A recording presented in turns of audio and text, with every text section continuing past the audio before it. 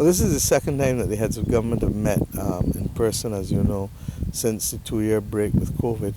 when we last met in Barbados in February 2020. And we were able this time to continue the work against the backdrop of the triple crises that we all face, whether it is the pandemic, whether it is the climate, whether it is the inflation pressure in terms of fuel and food. Against that backdrop, we continue the work to see how best we can ensure that Caribbean people have access to food at cheaper prices. That process, as you know, means now that the projects that have been identified across the region, we're going to Trinidad next month, but we are also identifying financing opportunities for them. We've also agreed that we need to be able to close the gap again with regional air travel now that the pandemic has eased a bit in terms of much more people traveling. Obviously, we've lost about, in our case in Barbados, about 8,000 seats a month. So that we need to see now how best we're going to work with the private sector airlines that are flying, but at the same time recognize that we may have to put, again, some effort at the public sector level. That's going to require a study, so it's not an immediate action, but if we don't do the work now, we can't resolve the problem in a few months' time. So that work and that commitment to resolve the work by having the studies and the numbers and the business plans put together, we've agreed on that. Similarly, we've finally settled, and I'm so happy about this, the definitions for agricultural workers, domestics and security guards to move freely throughout the community. As you know, we took this decision some time back. In fact, Barbados passed its own legislation in 2020, but we've now settled the definition for the entire region, and therefore people who want to move across the region as domestic workers, as security guards, as agricultural workers can do so. And they don't need only certificates, but their practical experience. We've put a mechanism in place to ensure that their practical experience can be taken into account. We obviously also discussed our coordinated work to continue to ensure that we can access greater funding to be able to help us with the climate vulnerability that we face.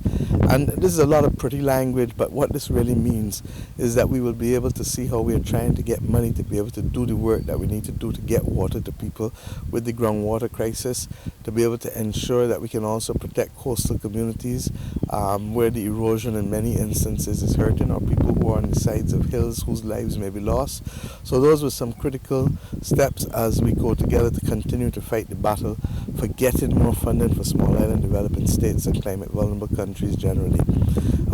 With respect to the issue of transport as well, we also were in a position to take a report from myself, who's been working on the whole issue of maritime transportation, and I'm happy to say that we're much closer now to being able to get to the point where we can put solutions in place. We're working with external partners to see how best we can get the maritime transport through fast ferry and traditional ferries in place, because obviously if you're going to look to coordinate production even for food security alone, you need to master the logistics of moving the food to the people. So this has been a working meeting, and resuming from where we were. The other major thing is that we've had so many ad hoc meetings over the course of the period of COVID that we realize that we need to